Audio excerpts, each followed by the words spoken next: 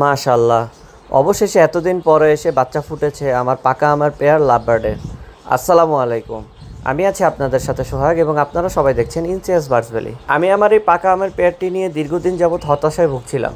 তার কারণ হচ্ছে আমার এই পেয়ারটি প্রত্যেকবারই ডিম ফার্টেল হওয়ার পরেও ডিম ফুটে বাচ্চা বের হচ্ছিল না। প্রত্যেকবারে আমি ডিম খুব ভালোভাবে চেক দিতাম এবং তাদের খুব সুন্দর করে যত্ন করতাম। তাদের ডিমগুলোর ভিতরে বাচ্চাগুলো স্পষ্ট বোঝা যেত এবং ডিম ফোটার আগ মুহূর্ত পর্যন্ত বাচ্চাগুলো জীবিত থাকতো। কিন্তু কোনো একটি কারণে হয়তো বা তাদের বাচ্চাগুলো ডিম ফুটে আর বের হতো না। পরবর্তীতে সেই ডিমগুলো নষ্ট হয়ে যেত এবং বাচ্চাগুলো ডিমের ভিতরেই মারা যেত। প্রায় 3 থেকে 4 বার এরকম সমস্যা হওয়ার পরে অবশেষে এসে তাদের কাছ থেকে আমি বাচ্চা পেয়েছি। তাদের প্রথম বাচ্চাটি ডিম ফুটে বের হয়েছে, আলহামদুলিল্লাহ। বাচ্চাটি সুস্থ অবস্থায় আছে এবং বাবা মা তাকে খুব সুন্দরভাবে যত্ন নিচ্ছে।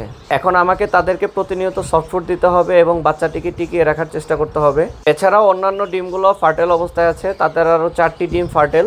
আশা করছি যদি আল্লাহ তাআলা চায় তাহলে সেই ডিমগুলো থেকেও আমি সুন্দর সুন্দর বাচ্চা পাবো। ভালো থাকবেন, ধন্যবাদ সবাইকে।